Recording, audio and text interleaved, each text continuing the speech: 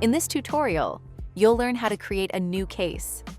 From the dashboard landing page, click Cases to view existing cases or create a new one. Click the plus button to create a new case. Complete the case information. The system will automatically assign a case number. The only fields required by the system are identified with a red asterisk.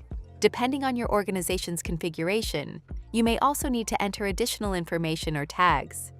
Enter the subject student by beginning to type the student's name and selecting the correct student from the list that appears. Next, select the associated threat report. The threat report is the incident or field report that initiated the case. If an incident has not yet been created, click Create New Incident, complete the incident, and then return to the case to select it from the drop-down list. If desired, add one or more tags to help organize and locate the case later. Select the appropriate team from the drop-down menu.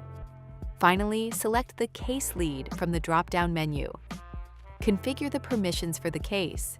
By default, permissions mirror those of the case creator. If additional users or groups require access, add them here before saving the case. Review the case information for accuracy. When you are finished, click Save to create the case. Your new case has now been created and will automatically open.